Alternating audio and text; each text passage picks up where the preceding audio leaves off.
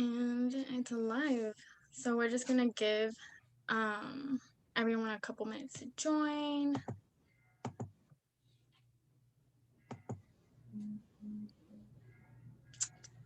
Yeah, hi everyone. We're gonna be giving everyone some minutes to join. And we'll get started in a couple minutes.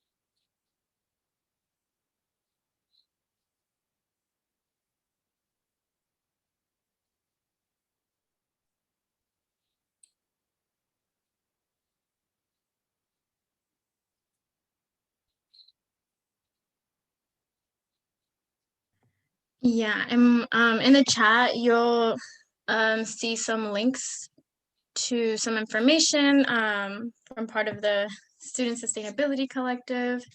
And we'll explain that more towards the end.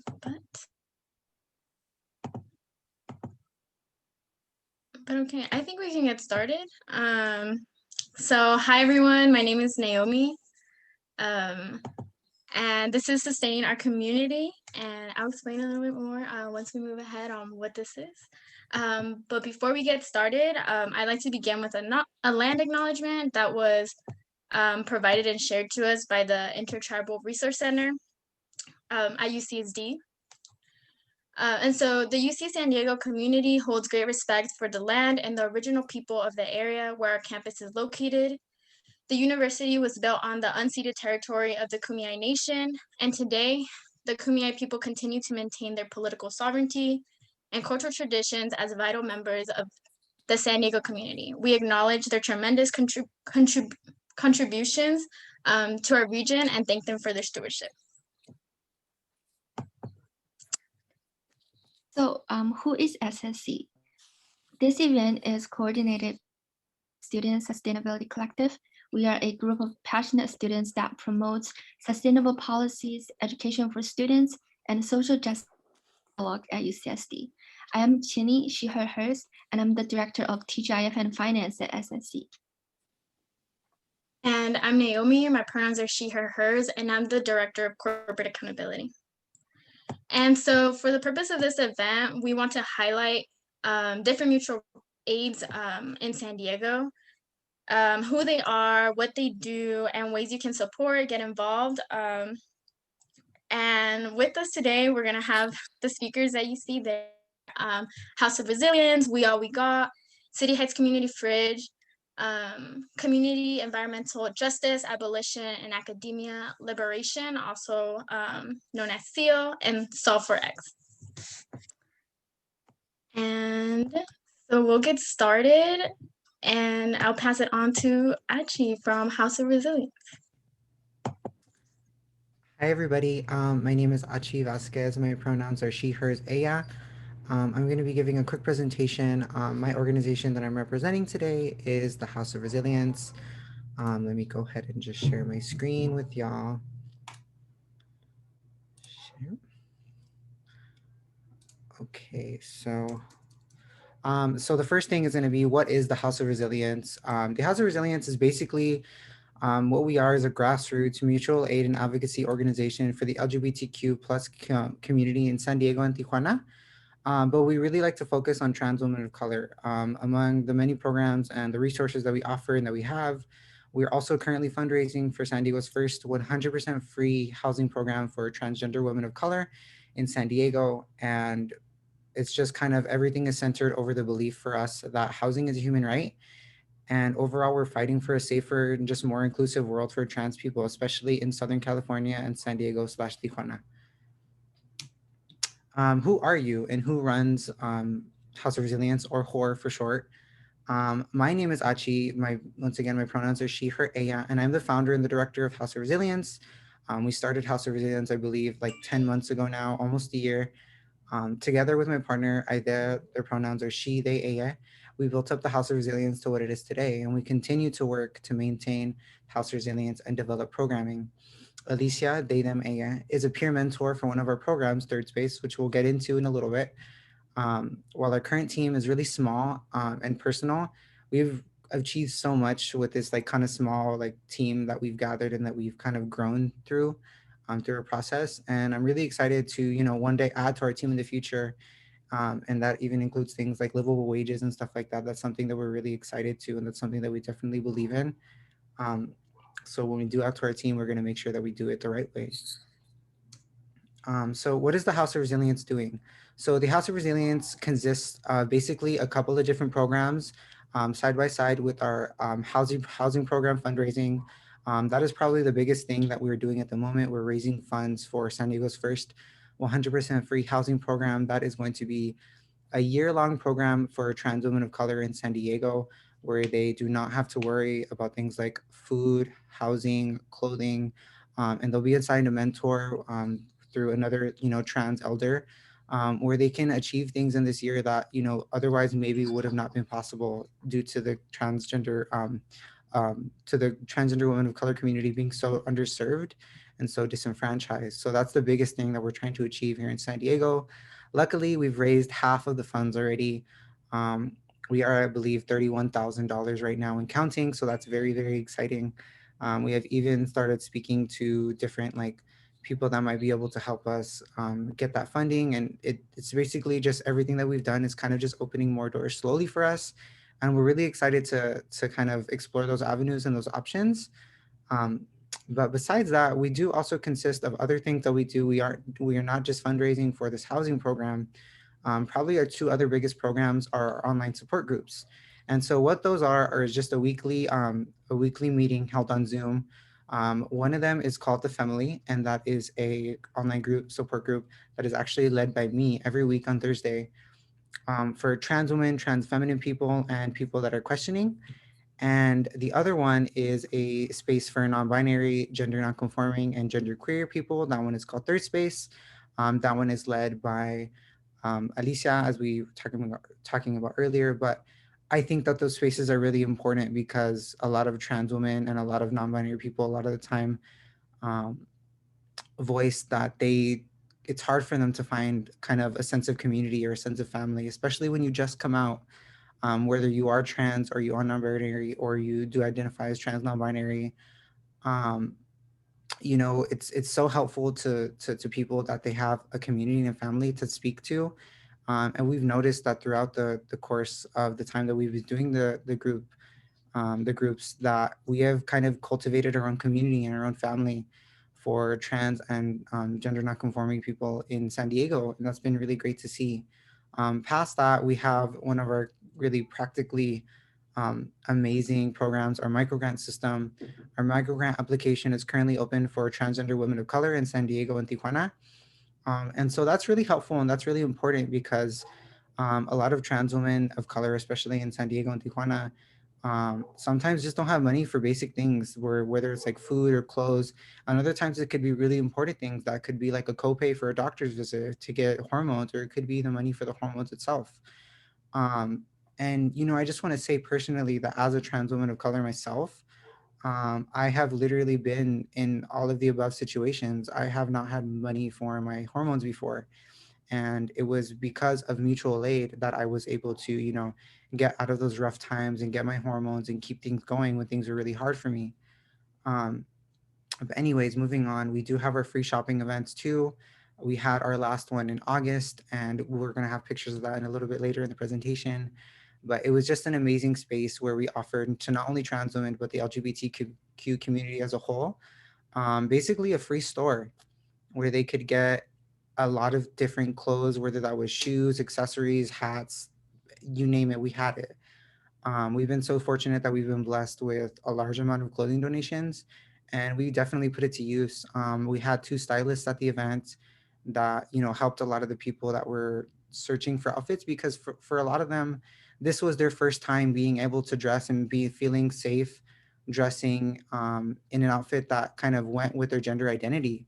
And so, having the support and having the family and the community there to cheer people on when they got out of the dressing room and they looked amazing in their new dress or what have it, it was really amazing. We also had a photographer there who's taking beautiful portraits and beautiful photos of the event just to kind of memorize it, because for some people this was a really memorable day for them.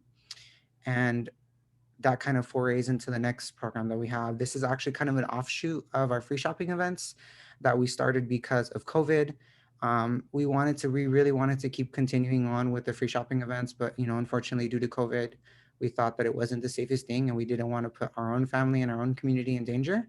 And so what we started was Horse Clothing, which is actually our newest program at the moment, which is basically an Instagram account where we post outfits that are available to claim, and any trans woman currently in San Diego / Tijuana can claim them, and we'll deliver it to them. So it's a really good socially distanced way to get gender affirming clothes. And speaking from personal experience, as like a a newly transitioning trans woman, or as someone who is basically just defying gender norms in any way, going to the store and buying gender affirming clothing can be really, really hard and really scary. You can face like harassment, you can face people like being mean to you, and it's also just really anxiety inducing. It's really scary going into the women's section in a store when you feel like you don't belong there. So these programs um, not only like provide the practicality of clothes, but they also just give people a peace of mind. And I think that's really important. With that, I wanted to kind of just move on to some of the pictures from our first free shopping event that was in August. As you can see, we had like the whole gamut, the whole spectrum of people from the LGBTQ community. It wasn't only trans women, which there was a lot of trans women. There was a lot of trans women of color there, but we also had people that were just from different gender identities, and it was great to have a space where everybody could connect, feel safe, and support each other. Um, it was just a really important day, and we love the feeling of being able to make someone feel that they're loved for who they are, and not for someone that they have to pretend to be for the sake of others. So moving on, how you can help us help other trans people is basically donating. Donating helps get us really far, because a lot of the things that we do at the House of Resilience are really like money intensive, whether that be setting up new appointments, whether that be compensating the people that we contract to help us with things fairly, and whether that be fundraising for our main fundraising for our main housing program. Um, Stuff just costs money at the end of the day. And personally, I don't believe in the capitalistic society that we live in, but we have to kind of navigate those avenues in order to provide mutual aid sometimes. And so donations are definitely the best way to help us. We also take donations of things like, right now we're especially looking for donations of things like undergarments, whether that be like bras, underwear, socks, shoes. Those things are really important because we like to give care packages out to trans women sometimes, and those are in higher need than basic clothing sometimes. So the different ways that you can donate to us is through our GoFundMe, our Venmo, our Cash App. You can also donate to us directly on our website, which is horsd.org. Other ways that you can help us is always, and a free way that you can help us is to share our social medias, is to follow us, is to share our posts and spread the word, because that social capital really does go a long way in helping us develop maybe new opportunities and new donors and everything like that. Besides just strictly donating, we also have other things that we do. We sell clothes. We sell, really soon we're going to have a zine coming out, which is really exciting, with stories from trans women of color and gender nonconforming people it's going to be donation based. And, we love thinking of creative ways that we can both help people and also create things that are trans affirming and stuff like that. So I actually have one of our sweaters that we sell right here. This is our newest sweater that we just released. It's called the Glowing Sweater, and we actually had it designed. I don't know if you can see it because of the light. Um, we actually custom made this design, me and my partner Aide. We're both artists, and we created something that is really kind of special for the trans community. It literally depicts a trans woman, Adam's apple and all, because those things are okay and those things are beautiful. And so we like to do stuff like that. We really like to be creative in the ways that we try to fundraise. But, finishing up, the last thing is ways that you can basically just keep in touch with us. We like to like stay really active on our social media. Instagram is probably our most active social media account that we are on right now. You can find us on Instagram at House of Resilience SD, on Twitter at HOR House SD, and then our website is always going to be horsd.org. That's HORSD.org. And we really appreciate any support that comes to us, because being a grassroots trans organization, um, we're a little bit rare in that, in the kind of things that we offer and the things that we're trying to do. And so just any support in the world means so much to not only like us as an organization, but me personally, because, I believe that we need to put trans people in positions where they can kind of determine their own fate, and where we can give our own input, and where we can show that we are smart and resilient and leaders, um, just like the rest of them. So, I just want to close with, I really appreciate the opportunity, and I hope to see a lot of y'all soon. I am loving to hear the rest of your presentations, and I love you all. That's pretty much it.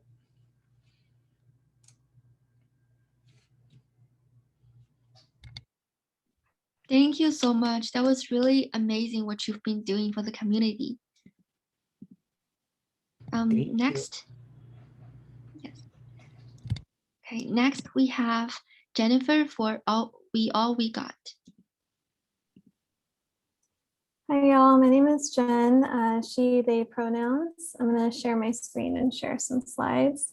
Thank you, Achi, for your presentation. It was so inspiring, and I feel like I can't follow it up, but this is why we're here, to inspire each other. So yeah, so I'm with We All We Got San Diego, it's a mutual aid operating on stolen Kumeyaay land. And I'll share with you a little bit about how we got started, what we do, and how we're moving into the future with radical community care. So yeah, we got started last year at the start of the pandemic. Two women, Dr. DJ Cotton Candy of Asian Solidarity Collective, and Christina Griffin Jones of Black Lives Matter San Diego and March for Black Women. They had a conversation, decided to bring people together to meet these emergent needs of the start of the pandemic as people were being isolated into their homes. They opened up the invitation to join to other organizers in San Diego, including myself, my wife, Karina Frost Moreno, Blair Overstreet, Ismahan, Kelsey Brooks, Rudy Fabunan. And the reason I'm mentioning them by name is because we're all part of different organizations in San Diego. And so we were all brought together to start talking about mutual aid and talking about how we can join forces to provide services for our community who was being isolated and being, disproportionately impacted. So some things that we do in the community are we do free COVID testing. We were doing bill and housing support. We had to put that on pause because we were doing it so much, and then, it caught up with us. But for a minute there, we were able to really give a lot of money back directly to the community, which was amazing. We have a food distribution and grocery delivery every week. So the grocery delivery was one of the first things that our mutual aid did. So basically, we just created a system to ask for volunteers to shop for neighbors who were isolated in their homes. And so they went out to shop for them, and then they delivered the food to them. And then from there, my wife Karina created the food distribution, and that's been going weekly since last year, March. And it's now 2 days a week. And they get about 3 full bags of groceries, and they get multiple bags depending on how many households they have. Another big part of We All We Got is care packages for the houseless community. These care packages are created by folks who have formerly been houseless, and so they're really built with care.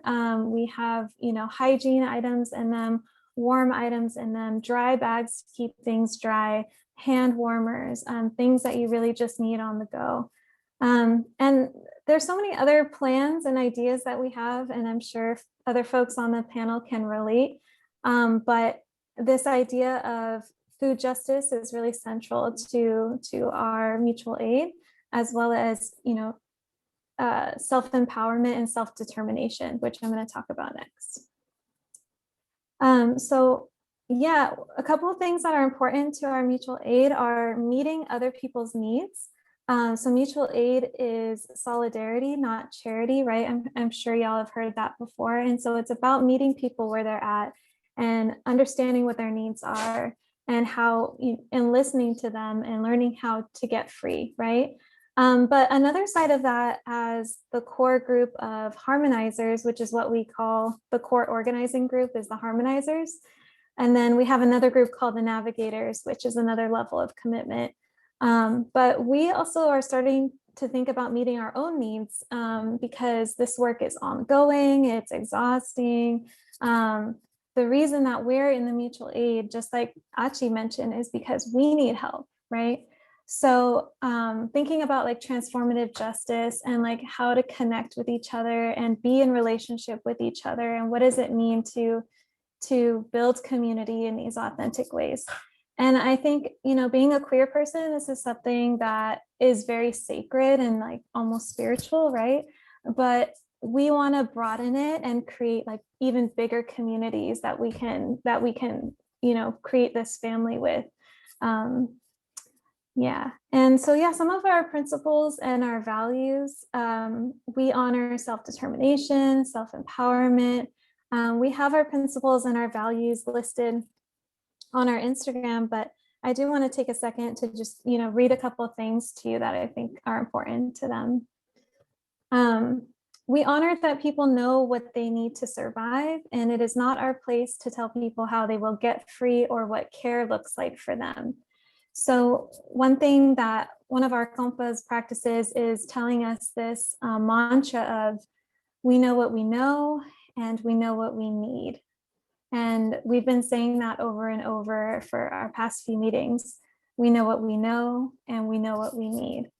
And this really helps center folks who are the most marginalized, who need the most support, and empowers them versus treating folks like charity or as disposable, right? None of us are disposable. So I wanted to venture into a segment about why radical community care is the answer. And I'm going to show you all a quick video from our founder, one of the founders, DJ Cotton Candy. And she's a poet and hip hop scholar. And she wrote this little bit about why radical community care is the answer. And it's something that we're really focusing on because the pandemic is still here, and so is oppression, right? And so is poverty, and so is food deserts and food injustice. And these things are ongoing. And first, we need to really be in community and in relationship with each other and, build that strength from there. So I'm going to go ahead and share that video with y'all 1 second. Thank you for your patience.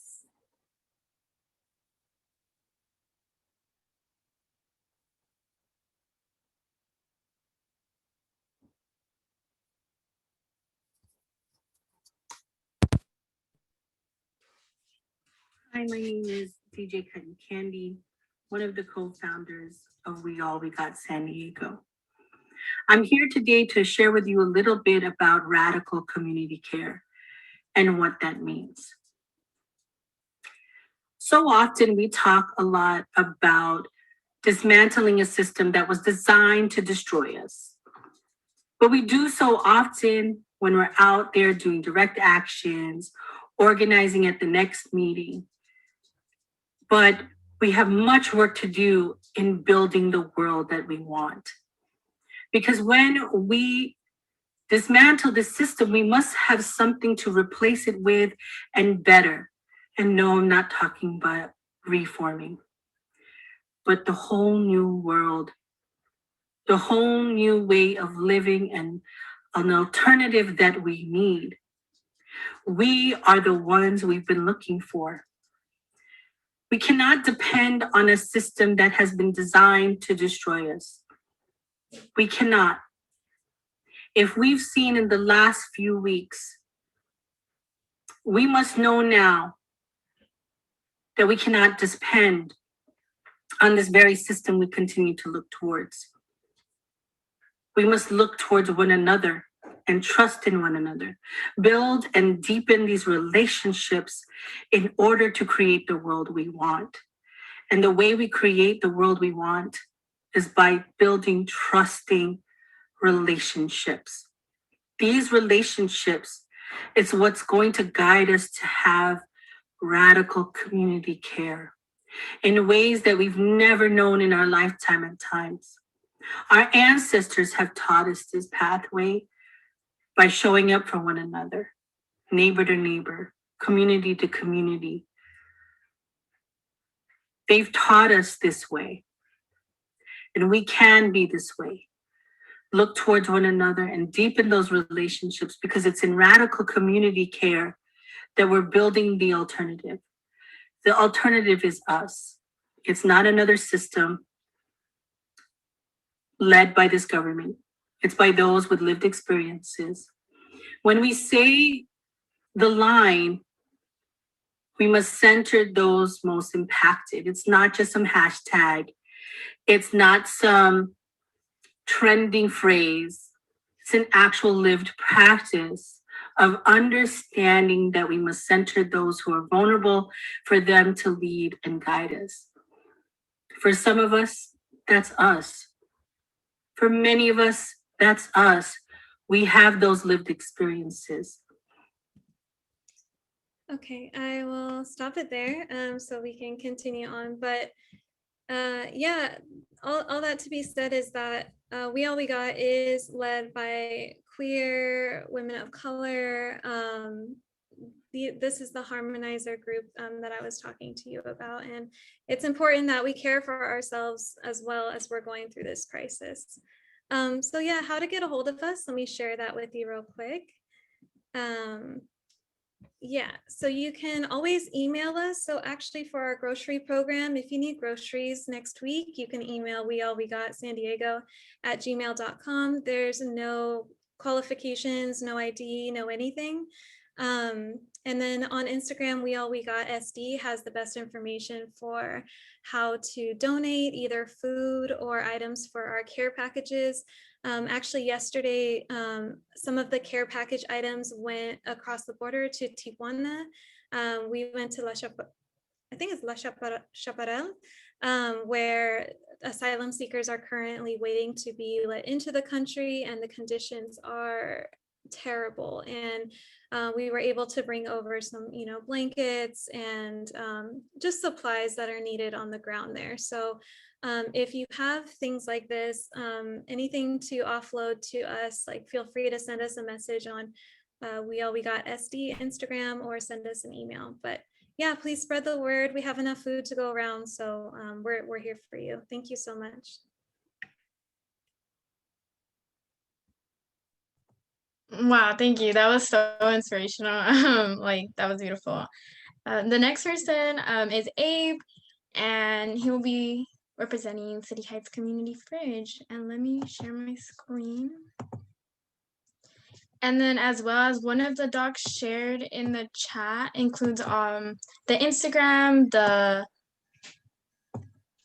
link trees, and other websites of the mutual aid y'all see here today. So. All right. Hi, everybody. I'm Abe. I'm one of the organizers with the City Heights Community Fridge. So I'm just going to talk about kind of where we started and what we do. So yeah. So we're just going to talk about, what a community fridge is exactly, our mission statement, so what we're all about, our values, and how you can help and get involved.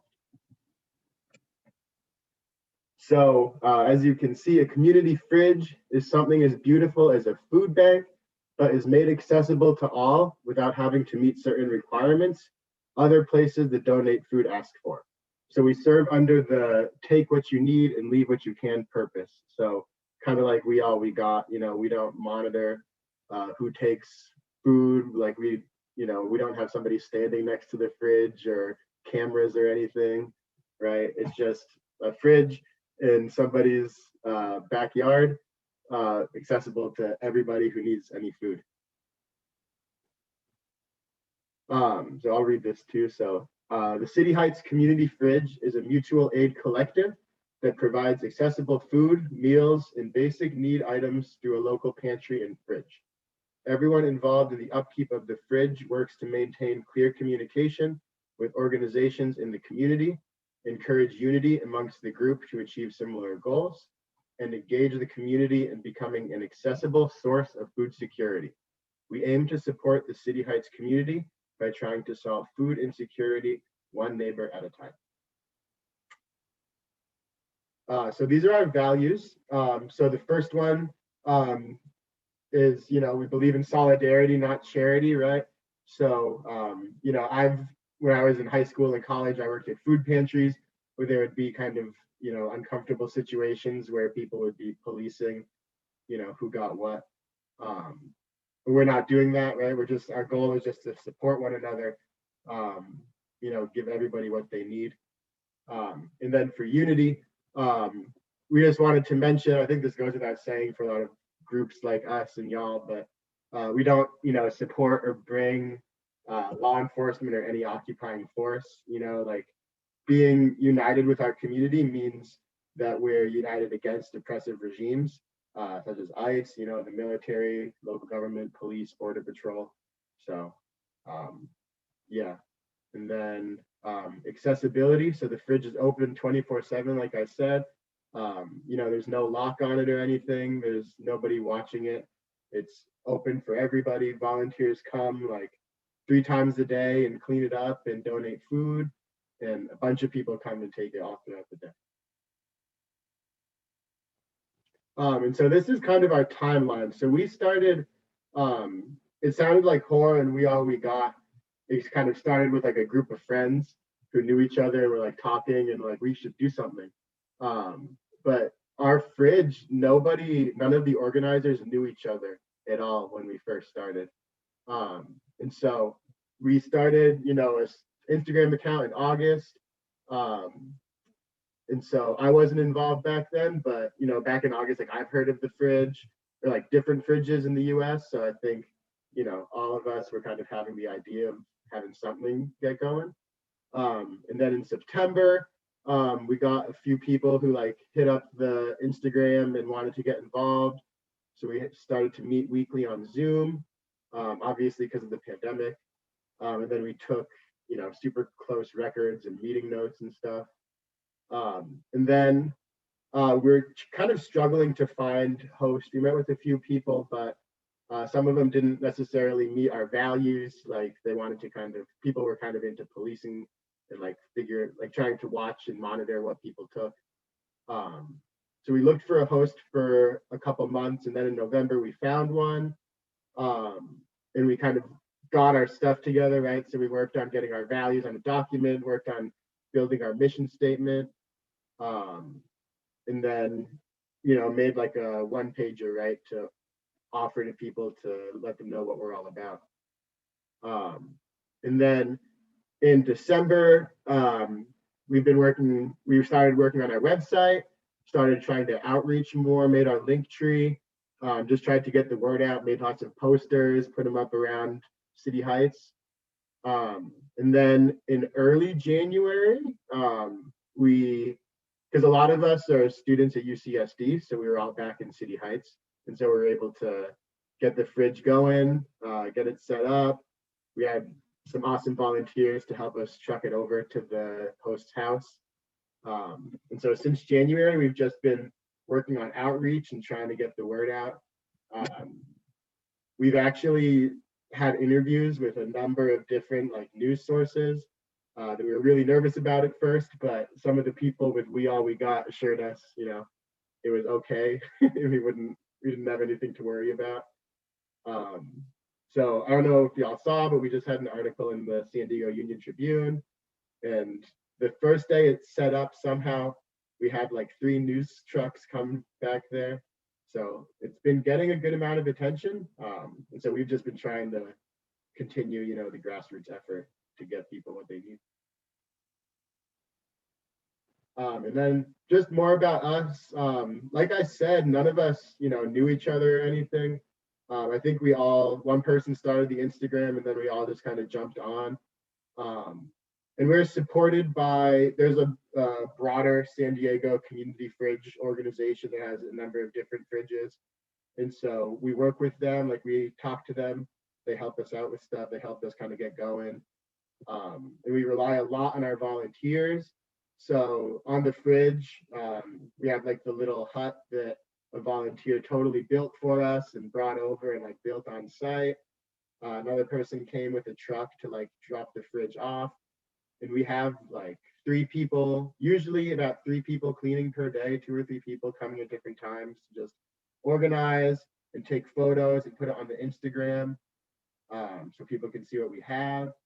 And I think we've been talking to a lot of people on social media, right? So people ask us where the fridge is or what we have. But I also noticed that there's a lot of houseless people who come by and get food. So we have like lots of canned food and lots of produce, but we also have, like Lunchables and like ready-made salads and stuff that people can eat on the go.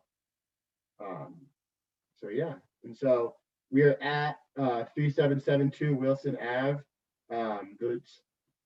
It's in the back of the alleyway. So there's signs around to get there. So if you need any food, come by, take some. We got a bunch of food just donated today. So it's full and then some. So yeah, and then how to get involved.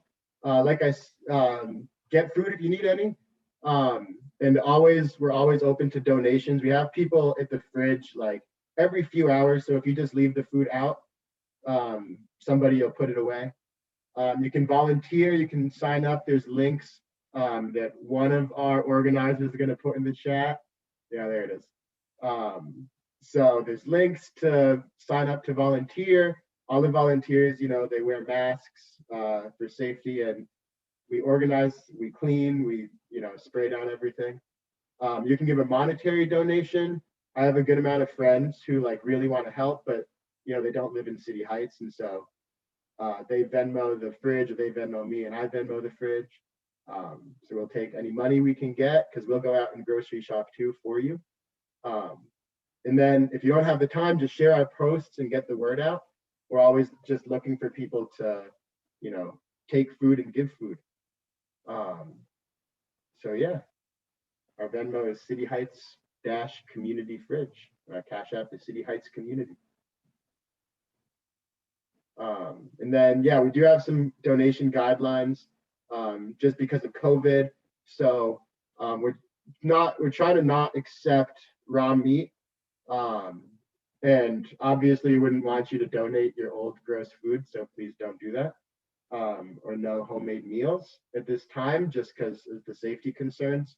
We're just trying to be extra vigilant, about safety.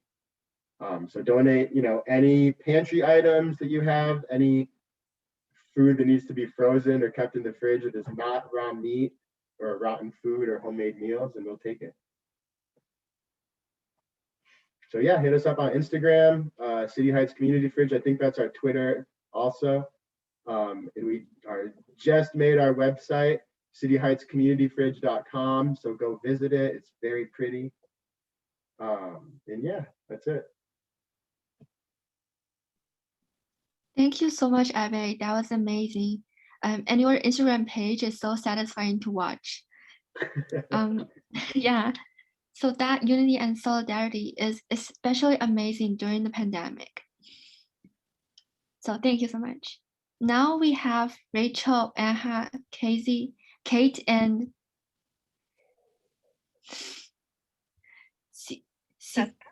Sec- You got it. You're good. Sisika. Sorry about that. Thank you so much. And they will be talking about SEAL. All right. Hello, everyone. Thank you so much for that introduction. So our name is SEAL, and that stands for Community, Environmental Justice, Academia, Abolition, and Liberation. And we are so excited to be in this space with you all today. Next slide. Yes, so today during our presentation, we'll be going through 5 different sections. First being our mission, our history, our past projects, and then some of our current projects, our core values, and then how to get involved. So our mission statement is pretty long, so I will breeze through that. But SEAL is a BIPOC woman-led organization that serves the Black and queer community in San Diego that is suffering from environmental and institutional injustices due to their identity. We are committed to combating food, educational, and economic injustices and insecurities. And our strategy is to provide this community with the tools and resources that are necessary to better navigate the reality that they've been subjected to. So in turn, this will allow us and this community to dismantle the capitalistic, heteronormative, anti-Black, and sexist world that is the root of their oppression. Next slide. So just to kind of start with how we started, I feel similarly to a lot of groups in here. We're pretty young. So we started in June of 2020 after the murders of George Floyd, Breonna Taylor, and Ahmaud Arbery. A lot of us come from different sectors of social justice. So we've got some environmental justice people, some LGBTQ rights justice people, and then just overall like racial justice. So we all came together and decided that we need to do our part in addressing this injustice in general, just injustice. And we believe that thinking of the scale of oppression and how it works, we need to do our part in addressing the struggles of queer Black femmes. And we believe that's essential to liberating the entire society, population in general. So that's why we focus on this community in particular. But for our first event, we really just were a group of friends, and we used our personal savings and our dedication to food justice to successfully accomplish our first food drive, in which we were able to give 100 hot plant-based meals to the housing insecure populations of San Diego, as well as provide a week's worth of meals to a lot of Black femme families that we were in contact with, alongside with some rent relief. Next slide. And yeah, so here we have kind of like a timeline of what we've accomplished so far. We've been able to do 5 major projects. So starting with our back to school drive, then like Rachel mentioned, our emergency relief where we were able to give grants, our food and wellness drive, which we were able to give sanitary tools and whatnot to housing insecure individuals, our blanket drive, and then our most recent venture, which was the New Year's Eve drive. We currently have 2 programs that are ongoing, and Rachel will actually talk about those in the next slide. So, although we originally started with food justice initiatives, we're trying to make that transition to just providing any resources that we can get, while also maintaining that idea of environmental justice and being sustainable. So right now we're really excited for our SEAL wardrobe. So we, just like Hor that's in the house that has that amazing wardrobe, we're trying to do something of the same sorts, in which we've already taken a bunch of donations of secondhand clothing that just from all throughout San Diego, and we have about 8-gallon buckets of clothing so far. We have blankets, we have wellness items in general that we want to be able to collaborate with the community that focuses on queer femmes, so that we can distribute all of these items. So we have the items, so if anyone is looking to help us with that, we would love to work with anyone to get that out to the community that needs that. So that's our first project, and hopefully we will get that done as soon as possible. But for our second project is our spring symposium, which we are calling Intersectional Femhood. We want to have sorry, I'm thinking of like the correct terms. But kind of just a night to have like a healing space for any Black femmes that would like to be in the space, and to just talk about what it's like to experience our femininity or femhood in general with an intersectional lens. So acknowledging the differences in all of our communities and how we all have that one common trait of our femhood. So we're really excited for that, and we want to put that out for as many people as possible, but we're looking to have that around May. So if anyone's interested, please let us know.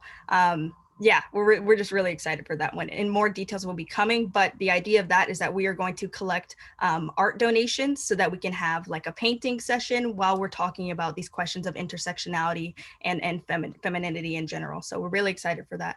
Next slide.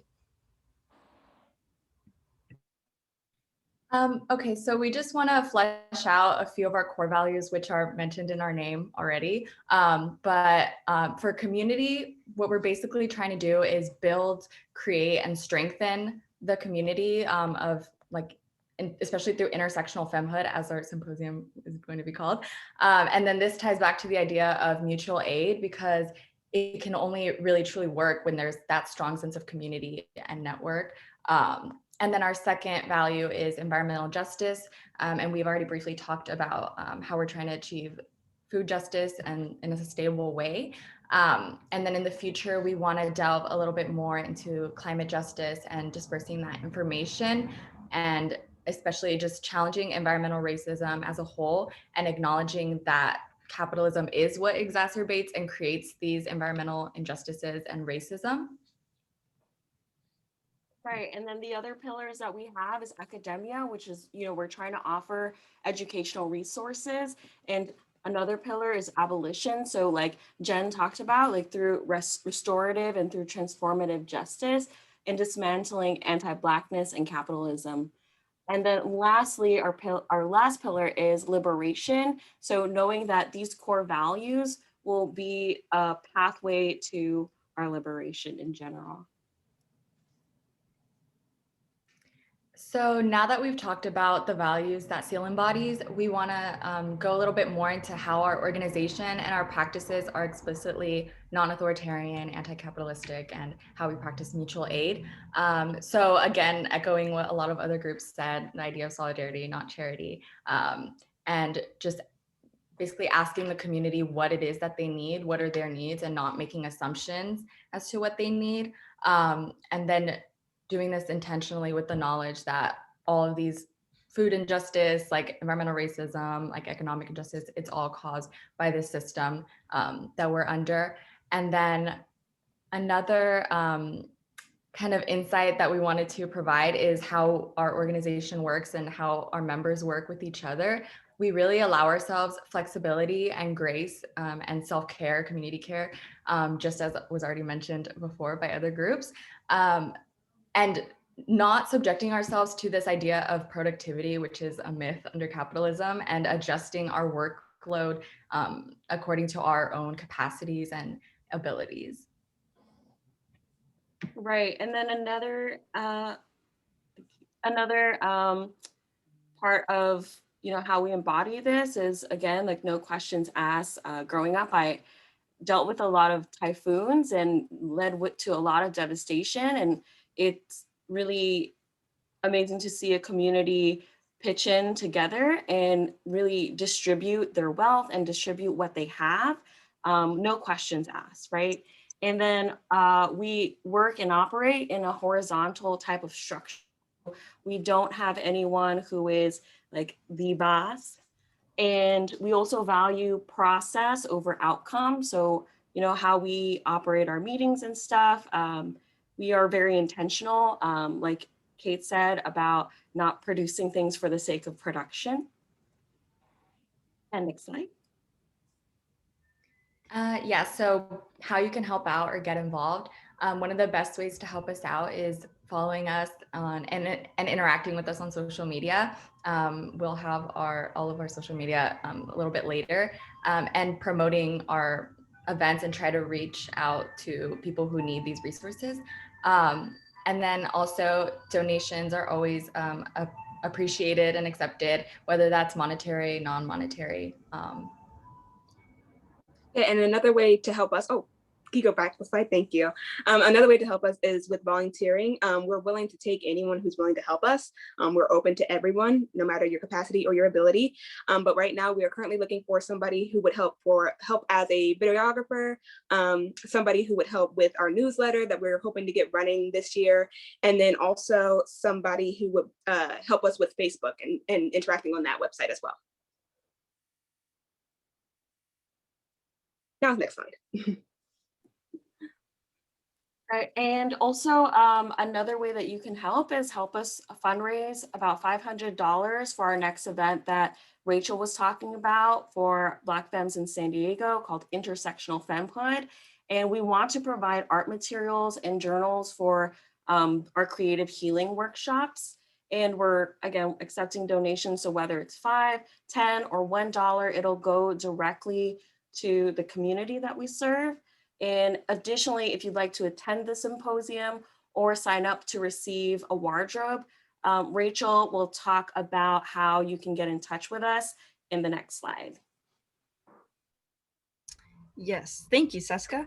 So here are all the different ways that you can connect with us. Seska actually just put our link tree in the group chat, and that has all of these linked to it. But we have our email, which is sealcommunityorg@gmail.com. We have our website, sealsd.org.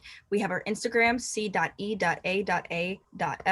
And we are most active on our Instagram. If you were to DM us, we would probably have a response within at least 30 minutes. So we're really active on there. That's where you can see a lot of the work that we've been doing for sure. It has all of our like events, any photos, videos. So definitely check us out on Instagram. And then once again, we've got our link tree, which has all of that linked, as well as our GoFundMe and our Venmo. And then lastly, we have our Twitter, which actually just got unbanned. Don't know why it was banned, but it is now unbanned. So you can always reach out to us on there as well. And then sorry, go back one more. If you would like, take a screenshot. It lasts forever. Sorry, that's all I wanted to say. Now you can go on. Thank you so much. Yeah, so we just wanted to say thank you for listening to us and having us in this space today. And if you had any questions, I don't know if we have the time, but you can always put them in the chat and we will do our best to answer. So thank you. Yeah, thank you. Sorry I skipped through some of them before y'all are finished. But we will have a question, Q&A right now, actually. Oh, look at this picture. So let me, yeah. So thank y'all for presenting. It was all. Wait a second. I think now let's have Soul for Rex to talk about their mutual aid fund. Is that correct? Yeah, but I don't think they showed up, so it's okay. Oh, okay. I'm sorry. No, you're okay, Shani. So yeah, now we have our Q&A. If y'all have any questions, y'all can put them in the chat, or you can use the Q&A feature on the webinar. So yes, and if you have a direct question for anyone, just type that in as well, and we'll get to that.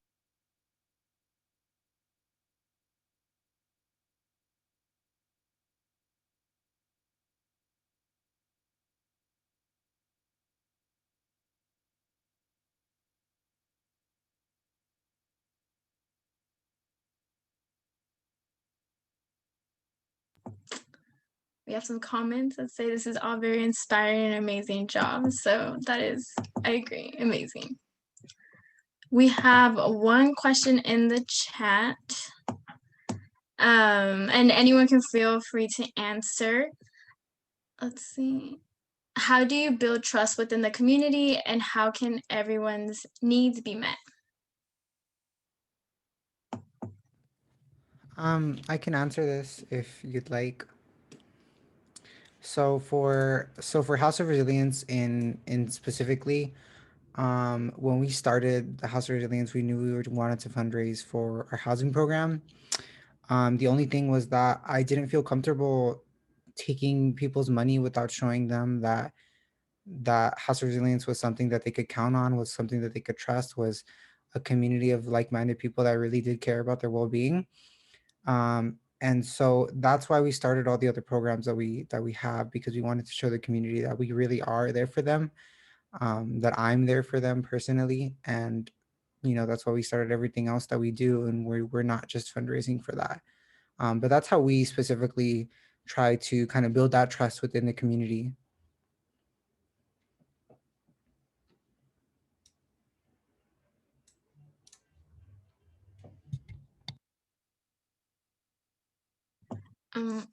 Does anyone else want to answer? But thank you, Achi. I can repeat the question if you like as well. That's okay. I think, yeah, one thing we try to do is just like bringing people in, like kind of what Abe was saying. Is it Abe or Abe? Abe? Avi? Okay. What he was saying was, you know, bringing people in, even if you don't know them, and then like having the process of like getting to know them, but like trusting that they're going to be there for you and giving them the benefit of the doubt. I think that's a really good way to like build trust within the community. But honestly, it is really difficult. Like Achi was saying, like, you know, we're at a point where people donate hundreds of dollars, and it's stressful to think about, do we share, you know, receipts, or do we like, you know, share how much we're donating to a single person? Like we've donated $5,000 to Tasha Williamson's housing campaign. I forget exactly what it's called. I think um, hotel vouchers. And you know, we think about, are people going to be critical of you know, how we're spending our money, right? And like how we're sustaining ourselves. And also, like Achi said, like we are paying people too. So it's like we have to build in like a healthy like relationship to the community to get them to buy into like sustaining like our people. You know, our people are, you know, the folks that need jobs, like, you know, queer, disabled, Black, you know, and it's very important to like include that in our mission, I think. There was one other thing I was going to say, but I'm kind of blanking on it right now. But yeah, building trust can be, oh, so someone unfortunately went into our Instagram DMs and threatened to withhold their donation because they thought that we were supporting someone who was anti-Black. And we felt like that was so inequitable to withhold the promise of money or withhold food because there was a break in trust on their end, when what happened was just a huge like misunderstanding of, they didn't understand that, you know, we were women of color, like, you know, running this shit. And so, you know, I had to have a conversation, but it's very difficult when you are trusting in the community to sustain your org, and then that trust can be broken, and then it's a vicious cycle, right? So I just like, we don't throw anyone away. That's so important. We are trying to build up a system of transformative justice, but that is really hard to have those hard conversations, and it takes a lot of space. So yeah, I hope that that was like not all over the place, but just to say it can be really hard. And then can I comment on that, Naomi? Yes, go ahead. Yeah, and I totally feel that, harping back to the thing that you were talking to in the beginning, Jennifer, is, and this also kind of goes into another question that says, how do you tackle burnout when organizing? What are the ways that you all do your work while trying to prioritize each other's survival? That's really hard. And I'm not going to sit here and pretend that I have that like down, because I don't. You know, at the end of the day, for House of Resilience specifically, like I am still a trans woman of color. At the end of the day, I still go through everything that that other like trans women go through. And you know, I am by no means rich. I don't get paid for doing this work, and burnout is real. I think that it's really important to kind of be honest about that though, and to kind of set expectations not like higher than you can, because you know, we really try to do all that we can. But you know, I have to stress to people sometimes, like I do 75 to like 90% of the work for House Resilience, and I am still a barista at Starbucks. Like I'm still like a sex worker, and I do all these different things, and you know, things are hard sometimes. But I think the important thing for tackling burnout is to really give yourself that time and that space um, to take care of yourself, because if we burn out, then nobody else is going to be there to pick it up for us. Um, or I mean, they might, but you know, for us specifically, like it'd be really hard to find someone that's really willing to do all the same things. But burnout is really a thing. It's not something that doesn't happen. I'm sure that at one point all of us have reached a point where we're just like, I don't know if I can keep doing this. um, but it's really important that we kind of give these resources to the community, because we know damn sure that like San Diego's not really doing it, especially for like trans people and stuff like that, especially for just like Black people specifically, especially for things like immigrants. Like there's nobody else like doing it. um and I think sometimes people don't really understand, like, oh, there must be resources somewhere. There's not. But yeah, no, burnout, definitely real. I just wanted to comment on how real that is. And especially when you're not making, and the way that I say this, I want to be really sensitive with this, but especially when you're not making money off of this, because at the end of the day, like, we still have to live. Like, it's not even that we're being greedy, it's that we still have to like maintain a living space, because like for me personally, if I lost my living space, then there goes the warehouse for all of our apparel that we sell, a lot of the clothing donations that we hold here. So yeah, it's really important that we support people that way, and that we recognize that our our organization leaders are still human. But yeah.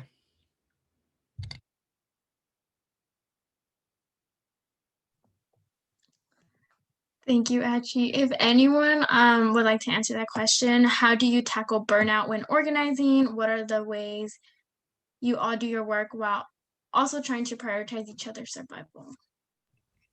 And Yeah. I'll say the other question just so you can answer whichever one you like. What are some challenges you have faced due to COVID, and how has the pandemic changed your work?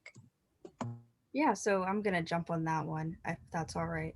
Um, so I did want to touch on the first question, because I think we have a very different perspective than the other mutual aids in the room as well, because we're very small. It's only like six or eight of us, and we don't really have a community that we're serving directly, or a repetitive one. We kind of just help where we can and wherever we see fit. So for us, because we have that understanding that our community is smaller, every time we go out and it's a different community, we really try to approach on a one-to-one basis and ask that individual exactly what they need, and just come prepared with all aspects. So it takes a lot of energy out of us, because we have to build up for so long whenever we want to go out to make sure we have anything that anyone could possibly ask for. So that does become tiring over time. But I think what we've learned over time is that slow and steady just works for us. And it allows us to have that time to make sure we're doing things properly and we're not just rushing, because we don't want to do that to anyone. It doesn't matter who we're serving, or we're here to be there for our fellow community members just in general. So I never want to give them like a half version of what I could, so that's just our perspective with it. That's SEAL's way of thinking. And like we said in our presentation, we're really serious about self-care. Sometimes we will just have meetings where we're just like, how are you doing? And every time we have a meeting, we open up with rose and thorn, because if you don't understand how your fellow colleague is feeling in that moment, the work is those feelings are going to go into the work that you're doing regardless. So you really have to understand how everyone's doing. And in affirmations, we love affirmations, but really just be there for each other, because at the end of the day, we can't serve if we aren't like helping ourselves, like making ourselves stay whole in general, just mentally and emotionally. We can't give our all when we do this work. So that's how we really make sure we're serving our community correctly.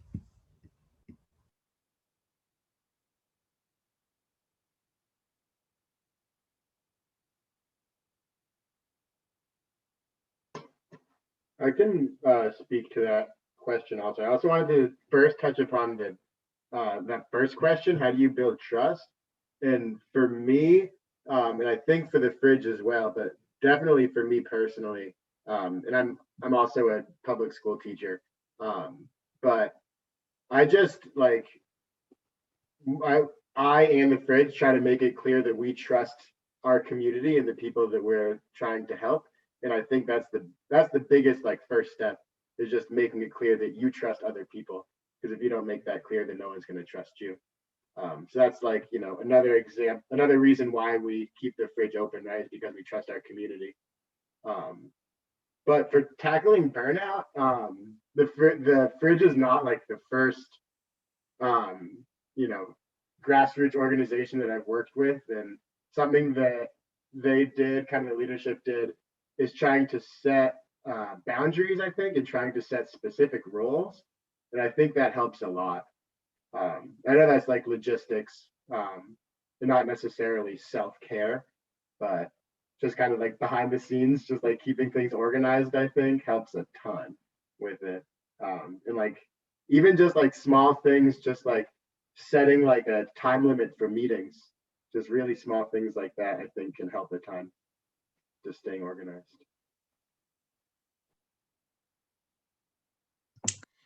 Thank you both. We have one more question in the chat. What is meant by solidarity, not charity?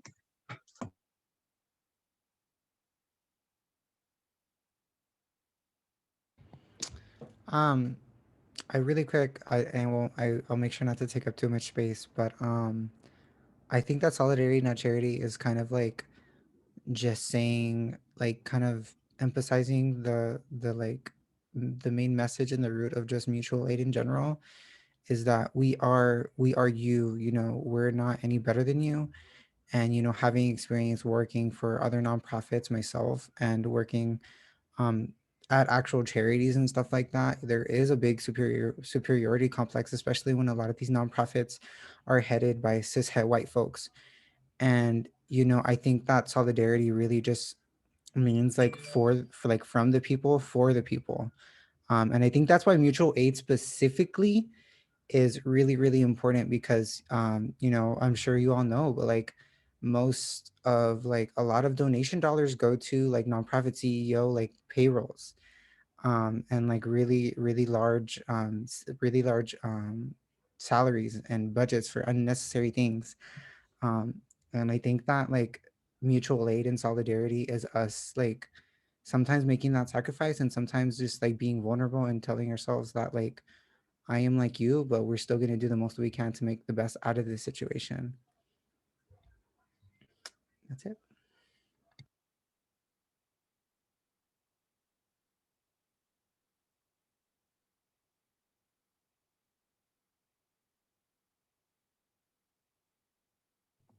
Okay, thank you, Achi. Yeah, that's y'all have all answered wonderfully, and I really appreciate the time that y'all have even came also and accepted to participate. We don't have any more questions, but if anyone else has any more questions, please feel free to put them in the chat or in the Q&A.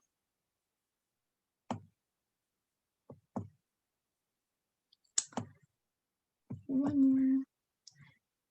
Yeah, so specific to COVID, how has COVID impacted your ability to aid your communities?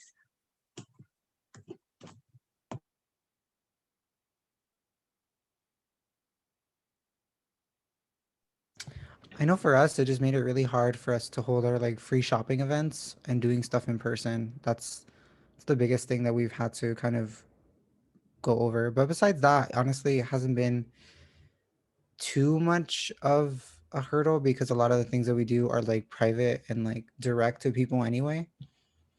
So and like not that much, but there's certainly a part that has been affected. Seska, do you want to go first? No, go ahead, Jen. I was just going to say, like, COVID has really sucked for us. We've had to change things so many times with the rise in cases in the fall. And for example, we had to stop our pedestrian line in the food distribution. People would come up on foot, you know, to collect their groceries. And we also had a drive up line, but we had to halt the pedestrian line. And that just made us kind of have to respond to that need. So basically, we just, when folks came, we took down their information and then we delivered groceries to them later that day. But I think mutual aid, it has to be really responsive to those kinds of things. But COVID has really made it so that it's harder to reach people because for folks who don't have internet or don't have social media, those are the folks that are really hard to reach and hard to connect with sometimes. I wish we had like a phone bank as part of our mutual aid because that's really needed, like for mental health crisis or just what's the word, companionship. Luckily, there's other resources like Blackline is a really good one. But yeah, it's just made it really difficult to connect with people and have events in person too. I think for SEAL, and this goes back to building trust, right? So like we've had a couple COVID scares like within SEAL, and people who wanted to volunteer with SEAL, like our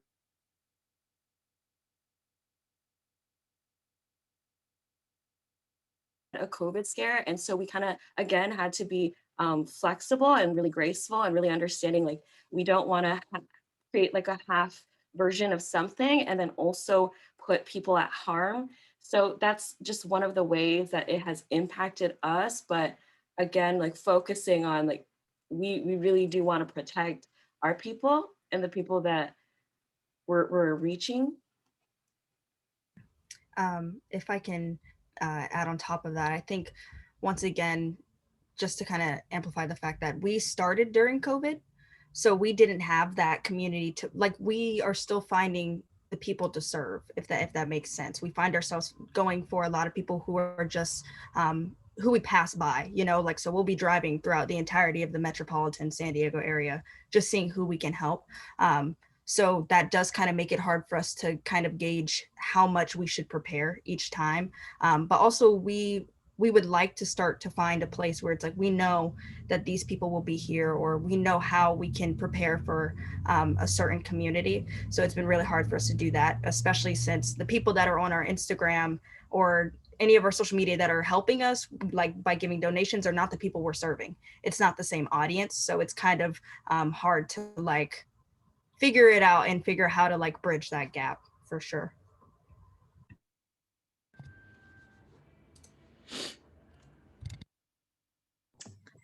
I believe Achi raised your. Did you raise your hand? Yeah, no, I just wanted to say that, um, oh my God, I just lost my train of thought. Please just skip over me. That was so weird. I totally forgot what I was gonna say. Go ahead. We can wait, actually. It'll come back.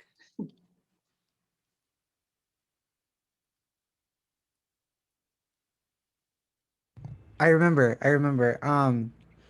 So basically what Rachel, I would just wanted to talk about what Rachel was saying, that the community that we built like on social media, is a large part of it is not the community that we serve.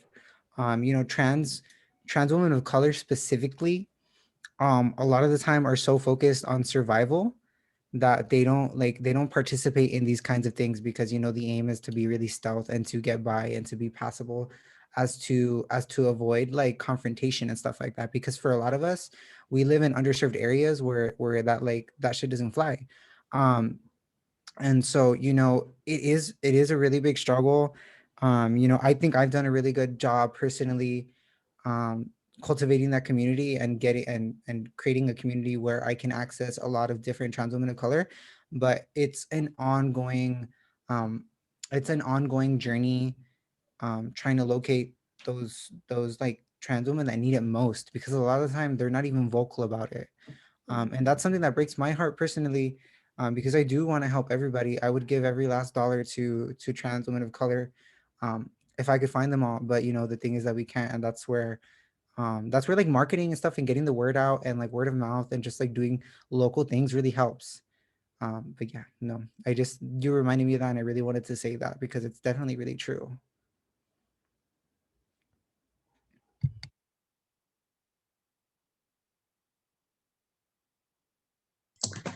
Thank you all. We're gonna answer 2 more questions, and then we're close to being done with this event. So thank you everyone for coming. But we have 2 questions. How do you promote transparency? And then I'll say the next one after.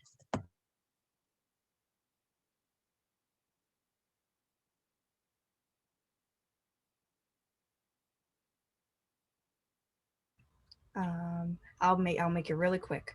But since we are, once again, we're small, we don't get in much donations over like a couple hundred at once, you know. So we haven't really had to, or felt like we have to like keep the booking and stuff of that nature to a T to make sure, because we feel like we can just write in a open letter to everyone and just be like, hey, we got this much in donations, we spent this much on this is what we did on groceries, and then this is how it went. But I can understand for bigger groups, you can't just do that, especially when you do have that online community that's looking to you to make sure that you spent it exactly how you said you would. So we do a lot of that, but also for transparency, I think we work really hard at acknowledging all of the donations that we get and explaining to those people exactly what they're donating towards. And once again, we do have that privilege because it's not that many donations, which I would love for that to change in the future. But so we have that ability to be one-to-one, to be like, this is going directly to this, these clothes are going directly to this, and kind of keep that line of contact and let them know when we did use their donations or how we used their money that they graciously gave to us.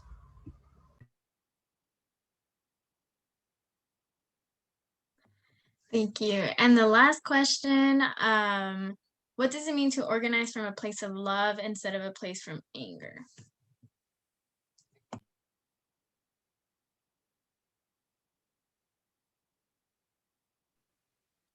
like to speak to this. I don't find them very different. I'm a very, very passionate person.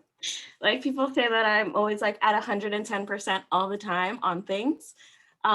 And I think that comes from a place of anger, and that comes from a place of love, and it's okay to feel both, right? I remember I was talking to a friend yesterday, and she was talking about like, why do you feel the need to hide how you're feeling? And I think either culturally or on a gender perspective, like I've been taught to act a certain way, and to not show certain emotions because I'm not allowed to be angry or anything.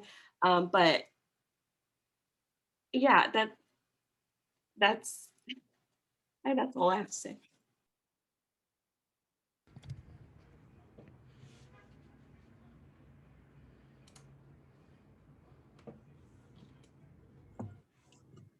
Yes, you can go, Andrew. You don't have to raise your hand. Feel free to speak. Sorry, I just don't want to like, I want to give everybody like a chance to speak. I don't want to like dominate. But I wanted to actually answer the question that's in the chat, which is, how is marketing efforts in mutual aid organizations different from marketing in a typical profitable company? So I guess I can say as House of Resilience is one of those organizations that operates like within the tens of thousands of dollars. We try to do, we have to be, you know, and me specifically experience wise, I did multimedia management, like graphic design. That's my background personally. And so I don't find it too much different when it comes to like graphics and social media and stuff like that. Like I really try to cover all of our bases. You know, I try to treat House of Resilience like I would a client before, and that like it's the full suite. Like I want to cover Twitter, Instagram, Facebook, and you know, my personal experiences helped me a lot with that. But you know, it's definitely like something that I had to like get used to, or not get used to, but like think about, was that we're not a business. This is not a business. This is like a mutual aid, and we're personal, and we're like people. And so I kind of wanted to like, I kind of made an oath, like a decision to myself, that I wanted to kind of show that in our marketing and stuff. So I'm trying to make it a little bit more personal, and I'm trying to be a little bit more like transparent about myself as a person, because for a lot of the trans women in the community, they that we've interacted with, they don't really see House of Resilience, but they see me because I'm the one that's going out and doing all the stuff.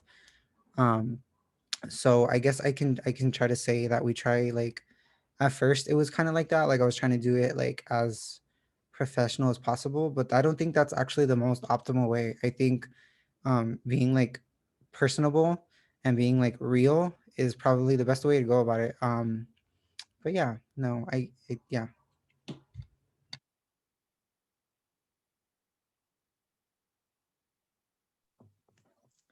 Thank you everyone so much for your answers and for being here.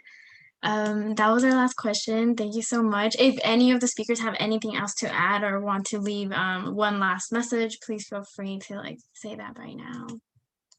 Or if you want to add one last thing to anything that was said.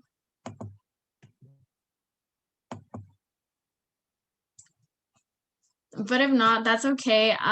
What someone in the chat is gonna drop some resources. It's compiled of all the resources that were dropped below, like websites, link trees, Instagrams, any other social media. And I really appreciate everyone for coming and taking the time to learn more about these different mutual aids and what they're doing and how you can get involved. So, and you can follow our Facebook and Instagram as well at SSC UCSD. So thank you, everyone. Thank you. Thank you, Naomi, for hosting. Yes, Hi, thank good you. job, Naomi. Yes, good job.